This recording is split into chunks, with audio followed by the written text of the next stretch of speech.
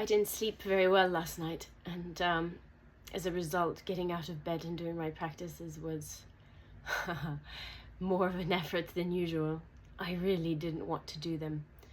And it got me thinking, because this resistance to doing them is a contraction in itself. And we're always hearing people say how important it is to have, to exercise regularly, to do breath work, all these things which are practices. Nobody really explains why it's important. Sometimes somebody is going to mention that it feels good, and yeah, I guess it does feel good. But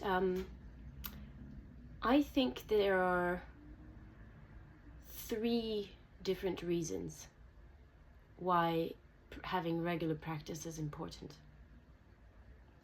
The first one is to just practice the ways in which we want to show up in the day. Our brains, our bodies love habit. They love to do what they're used to doing. So if I am used to calming my mind and slowing down, then in a moment of stress, that habit will be more available to me than if I don't practice this every morning. My background in music is a great example of this. I don't walk on stage and practice my scales or learn a new piece. I do that preparation in my practice room every day, day in, day out, so that when I walk on stage, I can go beyond the technical. I can go beyond the prowess, the physical prowess of playing my instrument, and let go and do something that speaks to my audience much more deeply than just the actual physical act of playing music, of playing my violin. So that's the first one.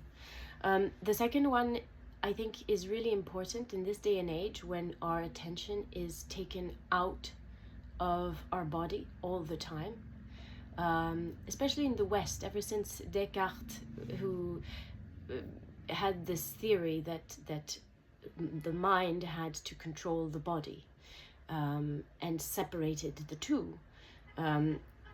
We have lost in our everyday lives the capacity to stay in our bodies. So a practice like exercise, like meditation, like breath work, that drops us back into our body and connects us to what is alive, the tensions that we wake up with, the emotions that we feel moving through us, all those things is really important to remind us that we are animals. We are going through our lives inside of these shells of flesh and bone. And finally, the third one, which I'm finding more and more interesting as I get older, and it's a spiritual one. It's I'm realizing that doing any practice every day is an act of surrender. And what do I mean by that?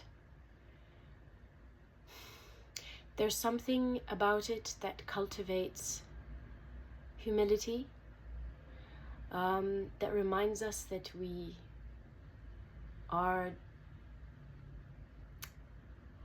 only a very tiny speck in the great scheme of things, and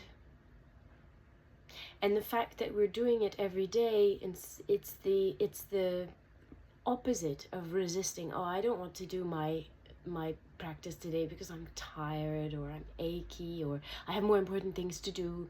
No, there's this discipline of